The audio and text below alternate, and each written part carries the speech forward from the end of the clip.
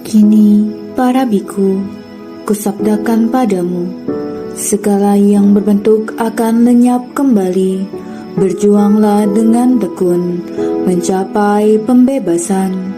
Inilah sabda Sang Tathagata yang terakhir. Halo sahabat Dhamma semuanya, Sotihotu Namo Buddhaya. Agama Buddha merupakan salah satu agama besar yang tersebar di dunia, yang ajarannya masih dapat kita pelajari hingga saat ini. Di video kali ini akan membahas 3 pembahasan utama, yaitu yang pertama, kondisi sosial masyarakat India sebelum lahirnya agama Buddha, yang kedua, sejarah perkembangan konsili Buddhis, dan yang terakhir, penyebaran agama Buddha di Sri Lanka.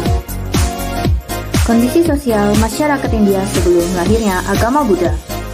Kondisi sosial masyarakat India sangat dipengaruhi oleh agama yang berkembang di India. Agama Buddha merupakan salah satu agama besar yang lahir di tanah India. Agama Buddha merupakan ajaran yang diajarkan oleh Guru Agung Buddha Gautama yang ditemukan ketika Guru Agung Buddha Gautama mencapai penerangan sempurna pada tahun 588 sebelum Masehi dan dibabarkan pertama kali kepada 5 pertapa atau Pancawagya. Namun, sebelum muncul dan berkembangnya agama Buddha di India, terdapat beberapa agama lain yang telah berkembang sebelum adanya agama Buddha, yaitu agama Hindu dan agama Jaina. Agama Hindu. Agama Hindu merupakan salah satu agama tertua di dunia yang berasal dari India. Istilah Hindu berasal dari orang-orang asing yang mendiami daerah lembah Sungai Sindhu, termasuk agama dan kebudayaan yang dianut mereka. Nama Sungai Indus di India menjadi nama agama Hindu.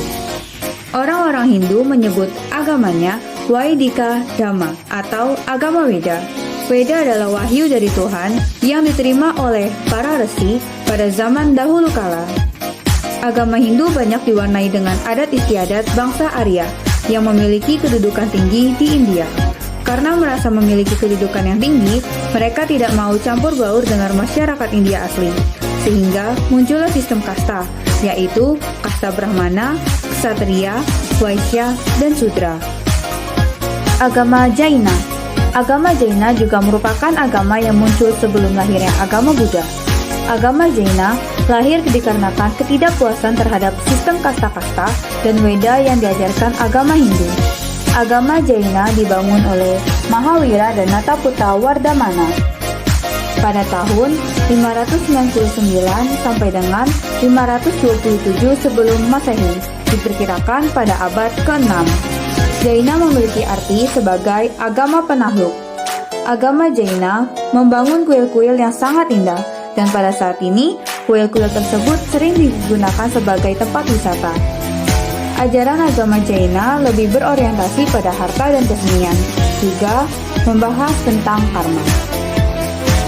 Seperti yang telah dibahas sebelumnya, agama Buddha pertama kali muncul pada tahun 588 sebelum Masehi, ketika Sang Buddha mencapai penerangan sempurna. Sebelum lahir agama Buddha, agama Hindu dan Jaina adalah 2 kepercayaan besar. Begitupun agama Buddha ketika muncul pada saat itu menjadi berkembang pesat. Sampai akhirnya, Dhamma diajarkan oleh Sang Buddha selama 45 tahun dan dipertahankan melalui konsili Buddhis.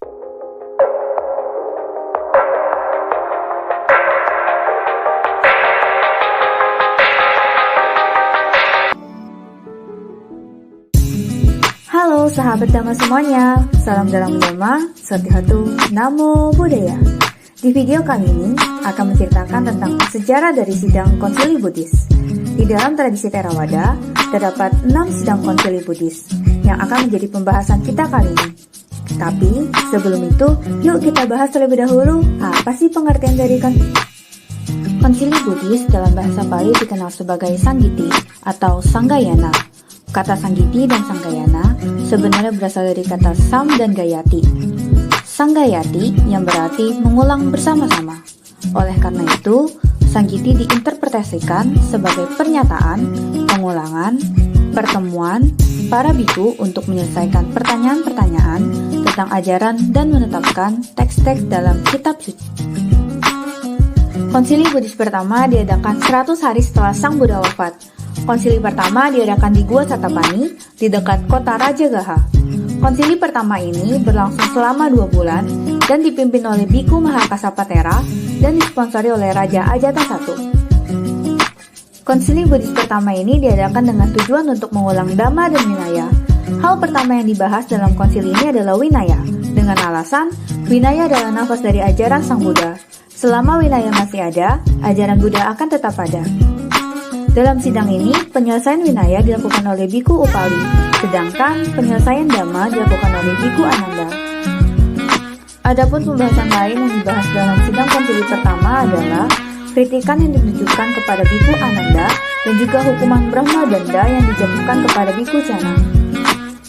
Konsili Buddhis kedua diselenggarakan di Wihara Walukarama di kota Wesali, 1 abad setelah wafatnya Sang Buddha, sekitar tahun 443 sebelum Masehi. Terdapat 700 biku yang menguasai Dhamma dan Vinaya dengan baik berpartisipasi dalam konsili ini. Konsili ini berlangsung selama 8 bulan, diketuai oleh Biku Sabakami dan didukung oleh Raja Kalasoka. Konsili Buddhis ini diselenggarakan karena para biku waji dari Wesali mempunyai kebiasaan berlatih 10 pokok dasa watuhuni yang tidak sesuai atau tidak dibenarkan. Konsili Buddhis ketiga diadakan di Wihara Asoka Rama di Pataliputra pada tahun 235 Buddhis era atau sekitar tahun 308 sebelum Masehi. Alasan utama untuk mengadakan konsili ini adalah untuk melindungi kemurnian ajaran Sang Buddha agar tidak tercemar oleh 60.000 kaum sesat yang menyusup ke dalam sangha. Konsili ini diketuai oleh Biku Moggaliputta-Tissa yang diikuti oleh 1.000 orang arahanta. Konsili tersebut berlangsung selama 9 bulan di bawah santunan Raja Asoka. Setelah konsili itu, para misionari Buddhis diutus ke 9 negeri untuk menyebarkan ajaran Buddha.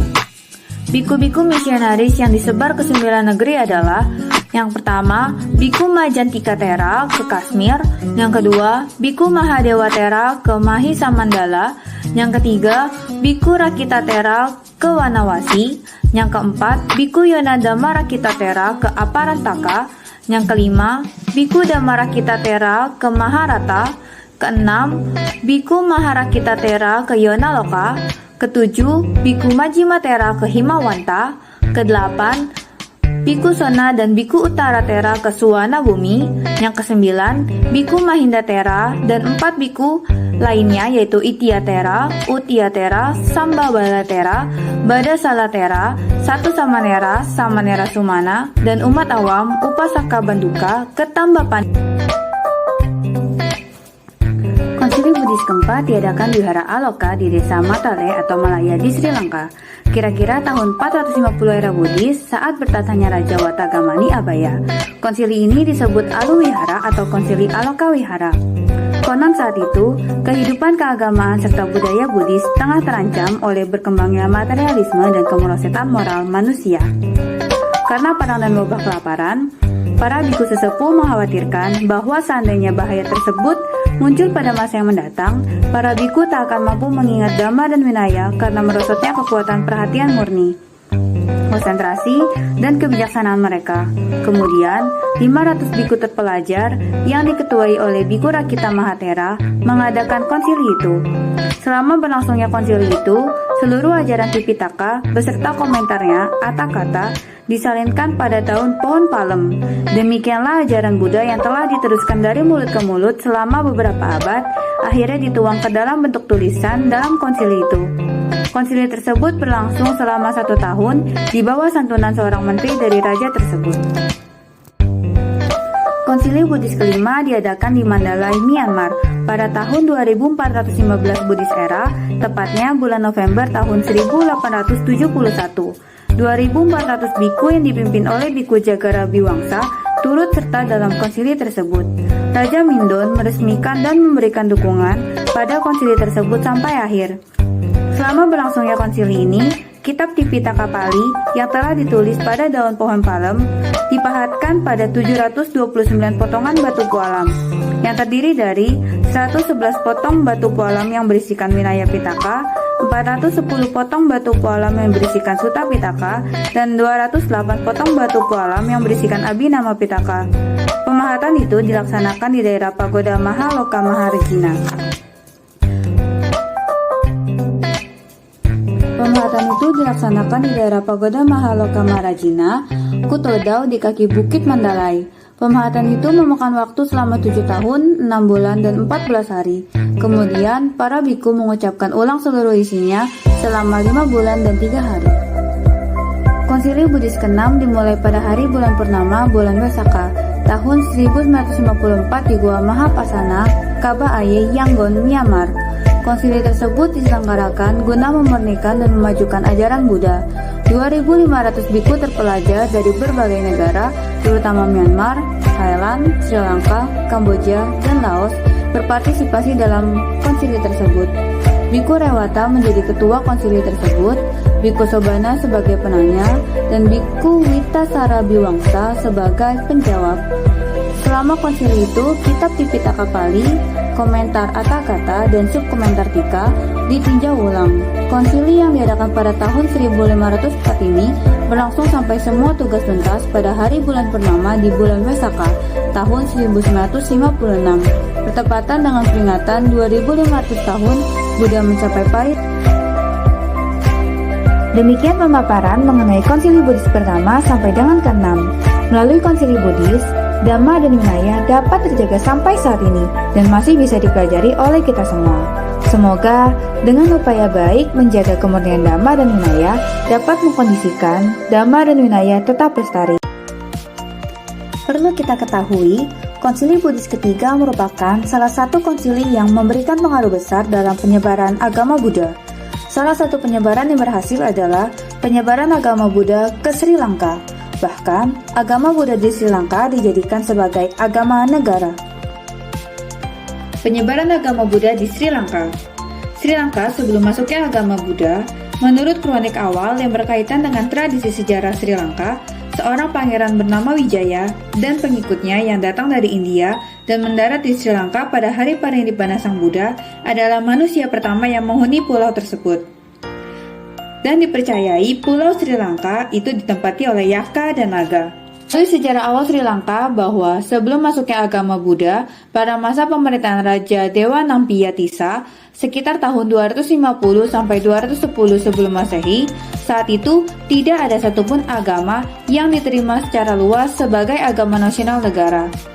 Pemujaan terhadap yaksa dan yaksini adalah kebiasaan penduduk asli Sri Lanka sebelum agama Buddha tersebar luas. Masuknya agama Buddha di Sri Lanka. Agama Buddha mulai dikenal di Sri Lanka sekitar tahun 236 Buddhis era atau sekitar tahun 250 sebelum Masehi. Masuknya agama Buddha di Sri Lanka mempengaruhi perubahan dalam bidang keyakinan perilaku, adat istiadat, dan karakter masyarakatnya.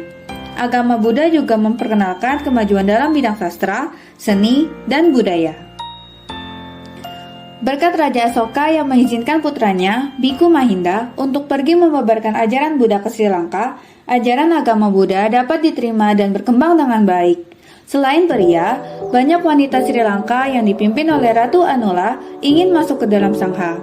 Lalu, Raja Asoka mengirimkan Bikuni Sanghamita, saudara perempuan dari Biku Mahinda Thera, untuk dapat membangun Bikuni di Sri Lanka. Raja Asoka juga memberikan pohon Bodhi suci kepada Sri Lanka sebagai tanda bahwa negara tersebut telah memegang agama Buddha dengan baik. Keberhasilan agama Buddha di Sri Lanka. 1. Agama Buddha menjadi agama negara. Yang kedua, menjadi tempat diadakannya tempat penulisan Tipitaka Pali pada sidang konsili keempat. Yang ketiga, literatur agama Buddha berkembang.